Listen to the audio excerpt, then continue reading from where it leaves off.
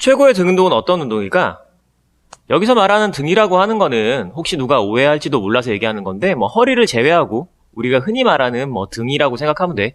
광배근이나 중하부승모근이나 능형근 같은 풀업이라고 뽑는 사람도 있을 거고 로우라고 뽑는 사람도 있을 거야. 바벨로 혹은 데드리프트라고 뽑는 사람도 있겠지.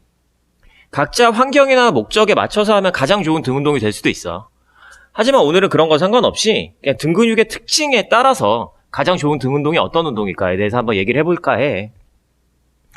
첫 번째 등 운동 같은 경우는 위에서 아래로 당길 때보단 앞에서 뒤로 당길 때 조금 더 많은 근 활성도가 일어나. 두 번째, 허리 근육의 개입이 비교적 적을 때 더 많은 활성도가 일어나. 세 번째, 중량을 고중량을 들었을 때 조금 더 활성도가 일어나. 여기 특징에 맞춰서 진행을 하다 보면 일단 위에서 아래로 당기는 풀업은 아닌 것 같고, 바벨로 같은 경우에는 허리 개입이 너무 많고, 데드리프트 같은 경우에는 더 많이 개입이 있겠지. 그럼 어떤 운동이 좋은 운동일까? 내가 전에 설명한 것과 같이 인버티드 로우 같은 운동이 좋은 운동이 될 수도 있고, 인버티드 로우 같은 경우에는 저항이 좀 자유롭지 못하지. 그러면 인버티드 로우에 바벨이나 덤벨 버전이 있다면 가장 좋은 운동이 되지 않을까? 그래서 오늘은 인버티드 로우의 바벨이나 덤벨 버전인 실로우에 대해서 한번 설명을 해보려고 해. 이제 본격적으로 실로우 하는 방법과 하는 모습을 보여주고, 바벨로 하는 실로우, 그리고 덤벨로 하는 실로우, 각도별로 조절하는 실로우, 이런 식으로 설명을 할 건데, 우선 바벨로 하는 실로우 먼저 설명을 할 건데, 실로우를 하기 위해서는 벤치를 먼저 세팅을 해야 돼. 밑에 상자나 스텝박스를 이용해서 좀 높이를 높여줘야 돼. 실로우 전용 벤치라고 다리가 길게 나오는 벤치도 있지만 그건 국내에서 구하기도 힘들고 아마 체육관에도 많이 없을 거야. 일단 벤치에 편안하게 엎드리면 돼.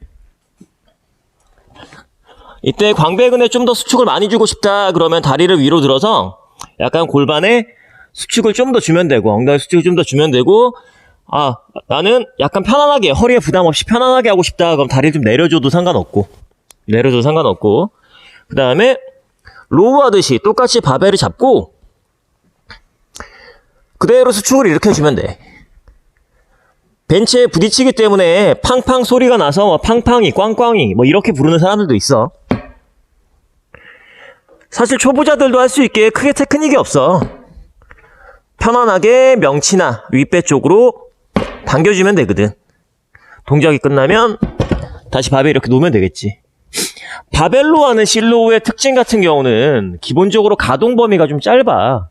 테크닉도 다루기 쉽고 컨트롤도 하기 쉽지만, 그렇기 때문에 그런 단점 같은 거를 조금 상쇄하기 위해서는 저번에 설명한 적에 있는 보조 그립 같은 거를 좀 활용해주면 좋을 수도 있는데, 그러면 가동 범위가 아무래도 좀 길어지겠지.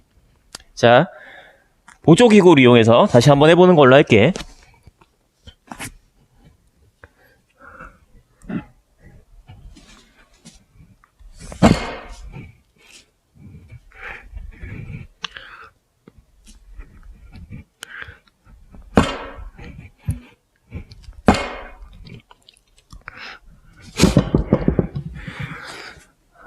이런 식으로 진행하면 스트랩의 길이만큼 아무래도 가동 범위가 길어져서 좀 더 운동 효과가 좋겠지.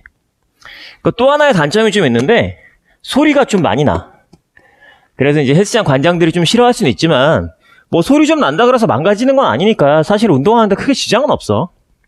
자, 이제 두 번째 실로우 버전인 덤벨로 하는 실로우에 대해서 알려줄 건데, 실로우 같은 경우에는 이렇게 평평하게 진행을 해도 되지만 자신의 운동 목적에 따라서 앞쪽을 약간 올린다든가 뒤쪽을 약간 올린다든가 해서 각도를 조절을 할 수도 있어.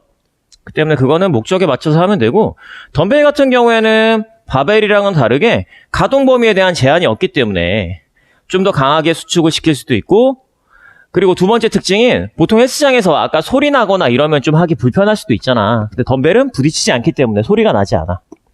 시작 방법은 똑같아.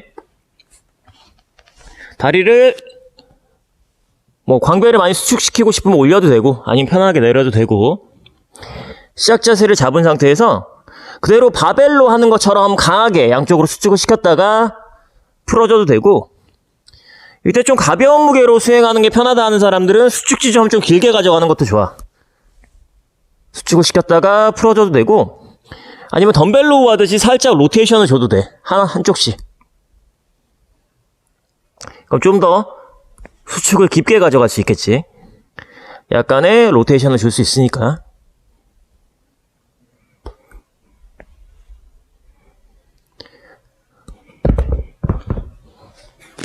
이런 식으로 덤벨로도 수행할 수 있어.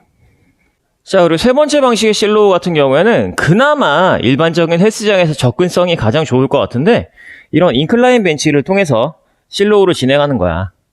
물론 평평한 실로우보다 좀 더 등 근육 개입이 적을 수는 있겠지만 좀 더 승모근의 개입, 그러니까 상부등은 어떻게 보면 인클라인 벤치가 좀 더 좋을 수도 있기 때문에 거기에 맞춰서 진행을 할 수도 있어.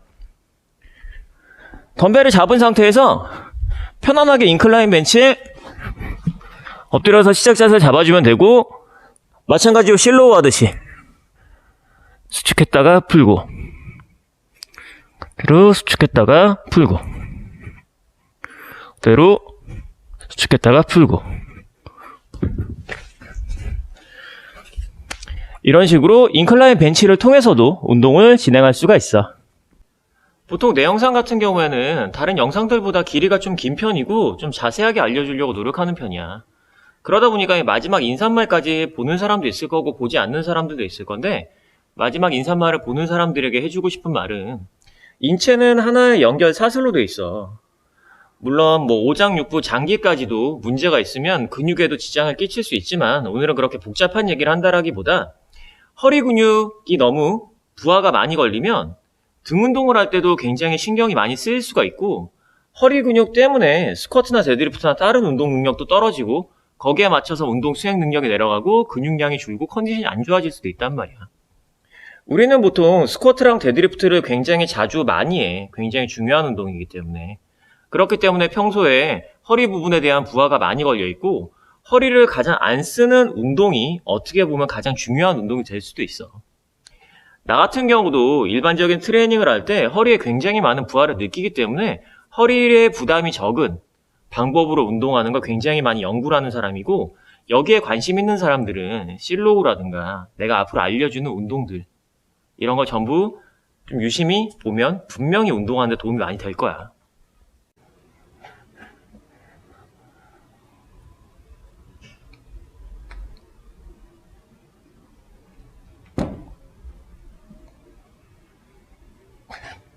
구독할 거지?